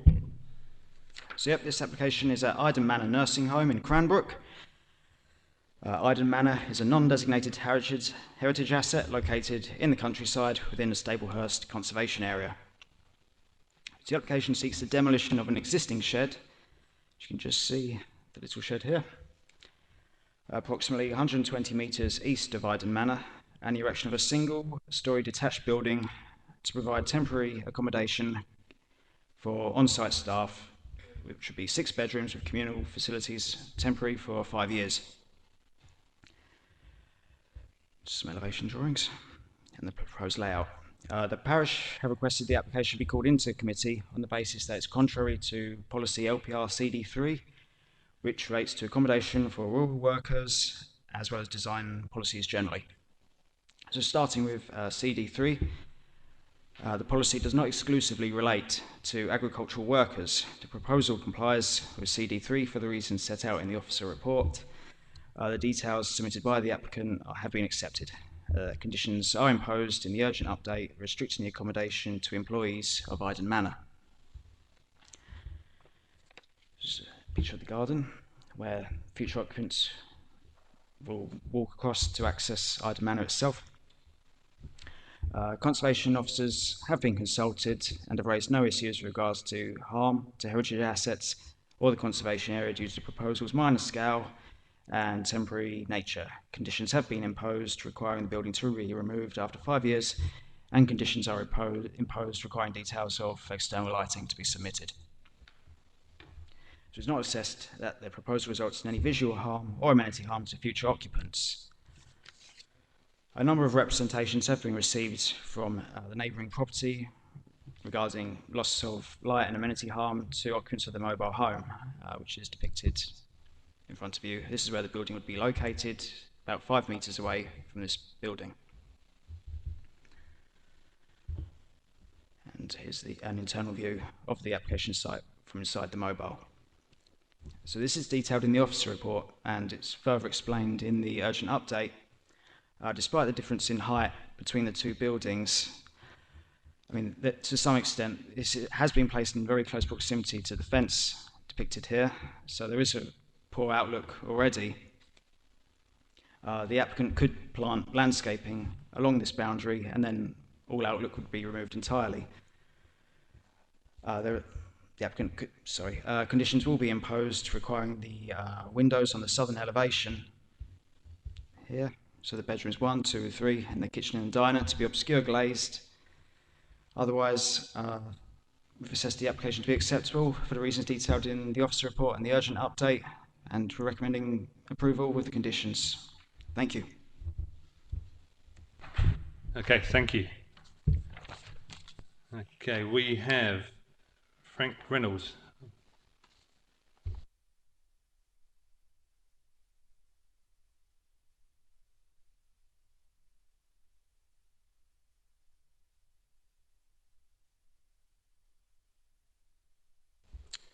My name is Frank Reynolds, and I'm a dairy farmer and agricultural worker living in the annex at Iden Manor Farm adjacent to the proposal. If I wanted to build a rural workers' dwelling, I would be expected to comply fully with the council's planning policies. I ask that the same policies are applied consistently to this application, which the report confirms is subject to Rural Workers Accommodation Policy CD3. The report says this is a countryside location where residential development is only permitted if it complies with policy CD3. The strict criteria of that policy, in this case, is not being met. First, criteria 1A requires the dwelling and its siting are essential for the efficient development and running of the enterprise. It is not essential that the accommodation is sited as far as possible from the building it serves. If I were to apply for accommodation, it would have to be right next to my other buildings, not 5 acres away because it's convenient to me. It is not explained why the proposed siting is essential for running of the enterprise. Second, criteria 1F requires accommodation to be grouped with any farmstead or other rural buildings on the holding. Instead, this proposal places the accommodation at the furthest point from those buildings and adjacent to structures outside the holding. That does not comply with policy requirement. Third, criteria 2A allows temporary accommodation for no more than 3 years. The original officer report proposed no time restriction, and the updated recommendation proposes 5 years. Neither comply with the wording of the policy, and no justification has been provided for that departure. If councillors are minded to support temporary staff accommodation, despite this clear policy conflict, I ask that you also consider the impact on our residential amenity. Those impacts include overlooking from accommodation, living area 2-bedroom, noise and disturbance arising from proximity and staff shift patterns, loss of light, together with overbearing impact. These concerns are set out in detail in my objection letter, and given my time limit, I ask that members read my representations. There is no clear justification for locating accommodation so close to my property. If the solution to protecting amenity is for staff to have their only private space filled with frosted windows, then clearly the building is in the wrong place. But there is an alternative. The accommodation could be relocated further away from my property and may be rotated by 90 degrees so that the windows face north and south rather than directly towards us. Combined with appropriate boundary landscaping and significantly less harmful scheme could be achieved. For these reasons, the proposal conflicts with policy and would have an unacceptable impact on our neighbouring amenity. I respectfully ask that you would refuse this application. If you consider that the principle of the development is acceptable, then I ask that the application is to be amended. Thank you for your time. Thank you. Thank you. Okay, we have Richard Ash, Staplehurst Parish Council.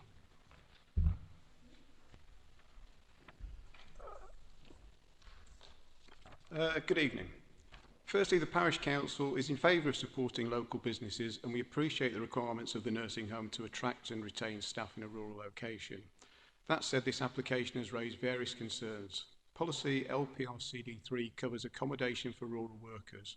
Point 1 states rural workers, quote, "The NPPF lends strong support to the rural economy and seeks to promote agriculture and land-based rural businesses." This is not for rural workers under that definition, and if approved, it effectively means LPRCD3 could be applied to any temporary accommodation for any business. The summary of the reasons for recommendation states, the proposal is acceptable in relation to heritage impacts, neighbour amenity and biodiversity. The Iden Manor site is large, yet using a dilapidated shed as the reason to locate it in that area seems spurious, as basically it has been located as close as possible to the only residential location within 100 yards. The fact that the neighbour is here to challenge this clearly shows it doesn't tick the box for neighbour amenity. Within the report, it states that LPR policy SP15 proposals must, quote, "respect the amenities of occupiers of neighbouring properties by ensuring that proposals do not result in excessive noise, vibration, odour, air pollution, overlooking or visual intrusion, or loss of light to occupiers."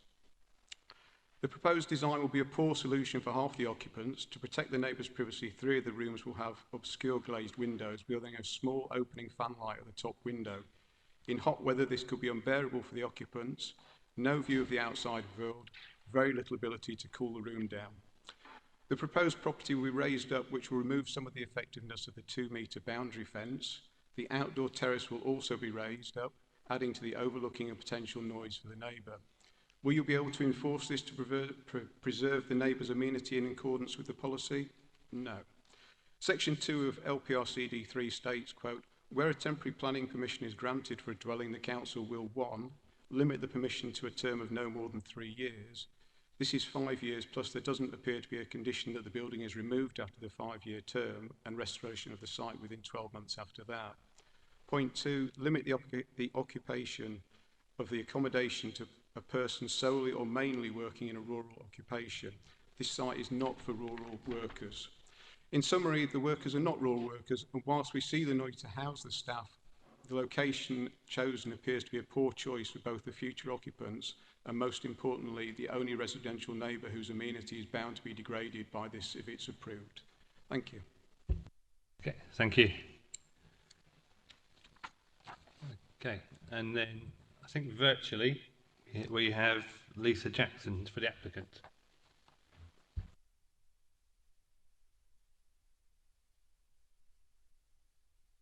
We can hear you and we can see you.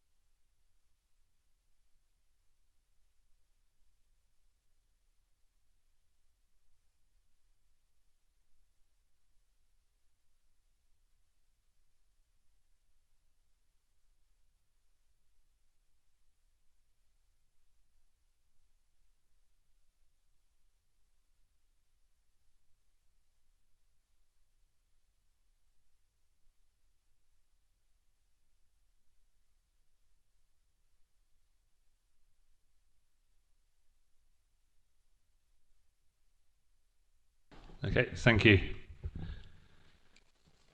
Okay, so Councillor Perry or Councillor Reardon, which wants to go first?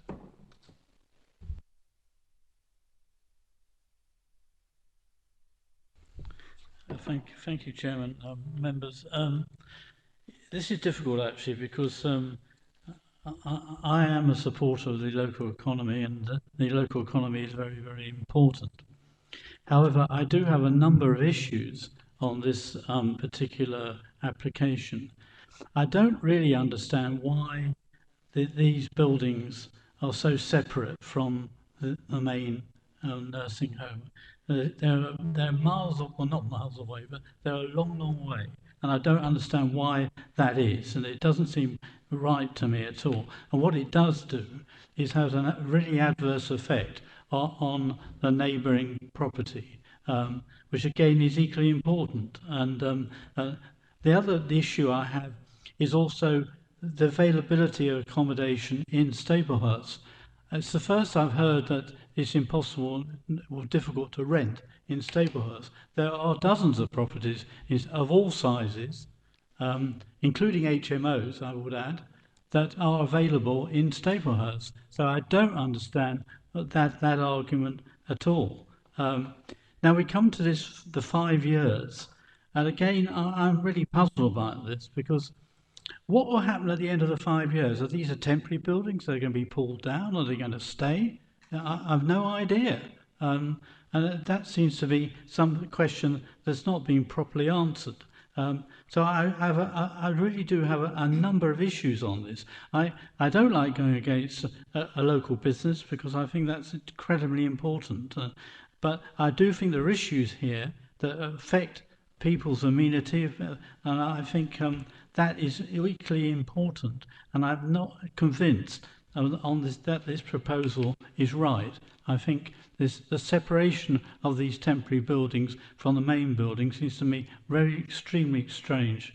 And I'll leave it there for the moment, because I'll be interested to hear what other people say. But at this point, I am minded to refuse it. Thank you. Thank you, Councillor. Councillor Reardon. Thank you, Chairman. There's no doubt that Ida Manor is an excellent facility for Staplehurst. However, the points raised tonight in relation to rural workers and the proximity to the neighbouring residential buildings and the other items in relation to the 3-year, 5-year process are all concerning. The raised floor of the proposed application gives the view across to the neighbouring properties, and obviously by putting in glazed windows that restricts it. And I can see from the urgent update the officers have kindly tried to address points raised by the neighbouring representations. But like Councillor Perry, I think it's in the wrong position. It's a vast area owned by Ida Manor, and I think that the issues that are being raised by the parish council and local representations are very valid.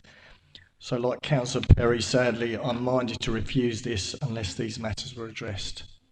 Thank you, Chairman. Okay, Councillor, I will get the officers to come back. I'll take a few, so just so people know that I've actually got them. I've got Councillor Cleater, Councillor Stedman, and then Trubinski, and then Councillor Russell. And oh, I've got you down here. Says Stedman as well. So, you can go to Councillor Russell because she indicates first. Okay. Yeah. Councillor Cleater. Yes. It's interesting because obviously I've worked in social care a long time. It's the first time I've ever known I'm an agricultural worker. At the end of the day, this is a large estate. I used to do some work up at Idencroft Herbs along that way when we were doing Places of Change for the flower show for people with disabilities. But I also know that Staplehurst isn't short of HMOs. I know other employers buy a house, rent a house for their staff. I could make a very trade union-like comment to say pay your workers enough money so they can travel to work, or run a minibus like Lock 8 does. But actually, I think to put something up against someone else's property for workers that aren't agricultural workers, but using a policy for agricultural workers, is very disingenuous, to be quite honest. There are other ways in social care to recruit staff. I am not denigrating the work that any social care person does. It's vitally important. But I don't think, based on what I can hear, with all the land available for that temporary accommodation, that I can support this. Thank you, Councillor Cleater. Now, Councillor Stedman. Hello. I'm not saying that I'm supporting it or not supporting it. There was I didn't hear any mentions of the accommodation that's being set out for these workers, of whether it's like a subsidised fee they're paying for it, which I can understand with maybe local accommodations, it would be much cheaper. But the thing I wanted to say, I've worked in residential for 30 years plus, and if I was having accommodation linked to where I was working, I can understand why there's that distance, because you really would need a distance. You don't want to be close, you just need that space. That's about all I'd like to say. Thank you. Thank you. I'm actually going back across. I will come back to you. So, Councillor Drabinski. Yeah, actually, Councillor Swing, I totally agree with you on that front. I can see that if you are working in that type of environment, you need space. You can't be anywhere near it. Difficult one. This is a service that we need, and it's only going to get more and more. We're going to need more and more of this type of service. And personally, it's a very difficult decision, but on balance, I personally would support this because of the need that we have for this type of service. Thank you. Councillor Drabinski, Councillor Russell. Could you put back up the picture of the grass to the main manor home, please? So, bringing it back to material planning considerations, because I've got no doubt that we need this type of arrangement to be going to in order to provide care and staff our care homes going forward. My sole issue with this is the actual sustainability of the location that's been chosen for this. That's the access. So walking to and from on that grass path for whatever you want to do, I just think it looks like that now. Give it a season through the winter. It won't look like that after that. And what if you get your shopping comes, you can't drive your shopping to the door, so you're going to have to walk up there and back, 5 trips with your shopping? I just think it's actually, in planning terms, although I've obviously coached it in real life terms, I just don't think it's a very sustainable location for this building. I do think the building is needed. I also think the building will always be needed. So I'm kind of not really grasping the temporary nature of it, because I just can't see that this need will have disappeared in 5 years' time. And on that basis, if this was then going to come back and be a permanent arrangement or look to vary that condition on a Section 73 or something like that, I think we should have gone on a better premise with a more sustainable location from the get-go, which is our opportunity to do that now. So on that basis, I would move to refuse the application. Okay, to have a seconder. Okay, thank you, Councillor Ridden. I'll just take those other councillors that wanted to come in. So, Councillor Greenman. Yeah, I just wanted to say I understand completely the separation from the building. Visiting my nan dementia care home, I can imagine it caused much confusion if people were actually living in closer proximity to the building for them to see. Obviously, it's going to be dark in winter. And like you were saying about the pathway, I was just thinking about, obviously this is quite a wooded area. I don't understand if there's access to the grounds otherwise, and if there's any sort of lighting considerations when staff are walking backward and forward late at night from the main house. Okay, thank you, Councillor. Councillor Harwood. Thank you. I've got to say I was quite impressed by the red line on the drawing. I don't think I've ever seen one quite like that, a snake. And I think that in that lies a tale.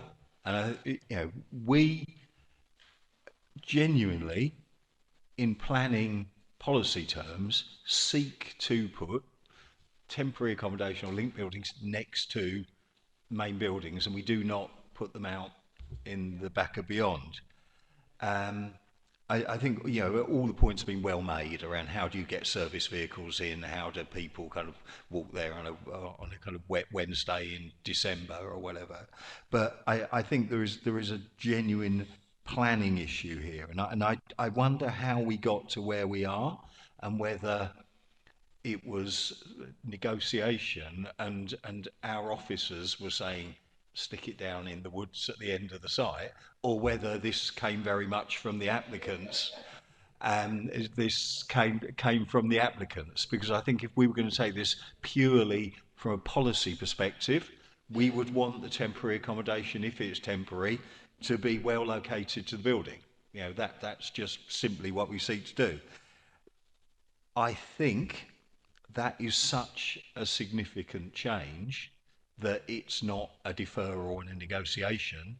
I think it is a clear refusal that the application site is not well related to the main building, and is impracticable in access and egress terms.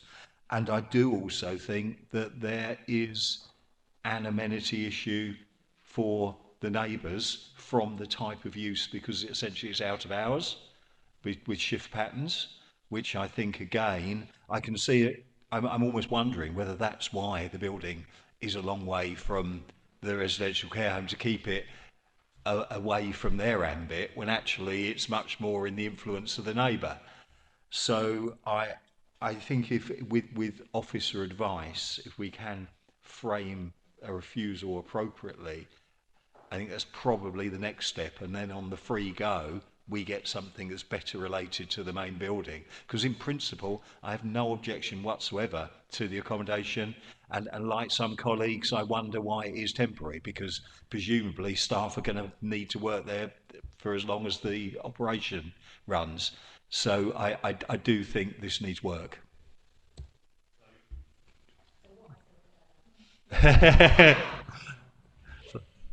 So just to clarify, so sustainability being one of the issues, amenity access being one of the other ones. What was improvise the other ones? Yeah, it's the policy issue was the relationship with the main building, and the amenity where it's impact too on the distant, and the amenity impact upon the neighbours from out of our shift pattern and comings and goings.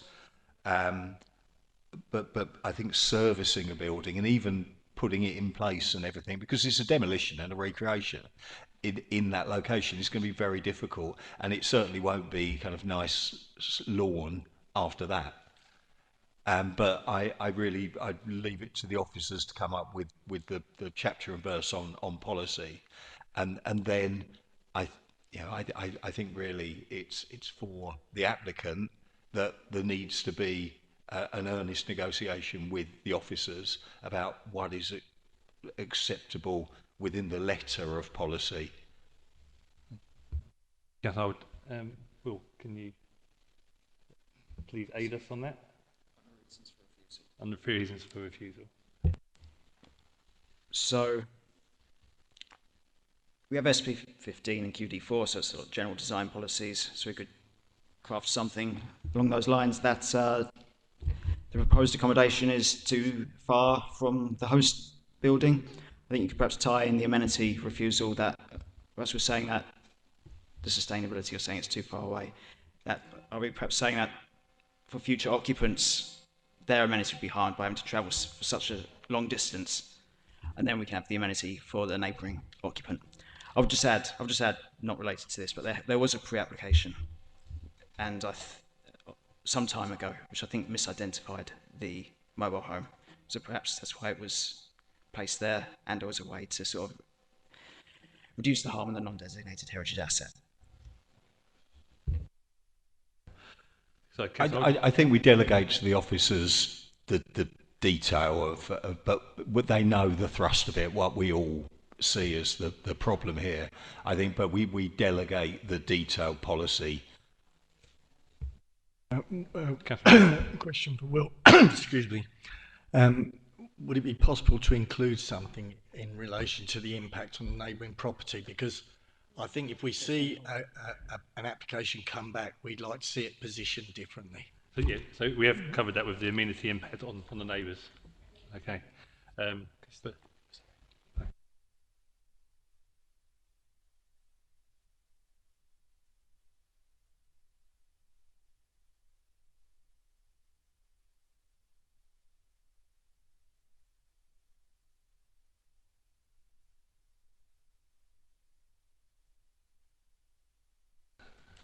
Okay, so we're clear on what we're refusing this application on. Okay, and we're going to delegate powers to the thing. So just to clarify, I've just been told Democratic Service, we've got to do a two-voter thing. So because this is an amendment to the motion on the papers. So we have to do that amendment, and then that becomes a substantial, and we vote on it again. Okay? All clear? Thank you. So All in favour of the refusal of this application? Okay, that's 12-4. Those against? Well against. Okay, that becomes the substantial motion. Okay, so we go again. All for refusal? Again, that's 12 for refusal. 1 against. Okay. Yeah, that is refused. Thank you, councillors. Okay. Moving on then, we have item 20, the appeals list. Any questions or anything that the officer wishes to bring to our attention? No? So I would advise members of the application that we did discuss that people maybe want to refer to the cabinet member. This is the period where you actually do that.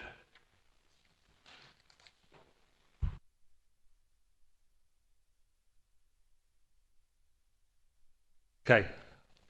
I propose that the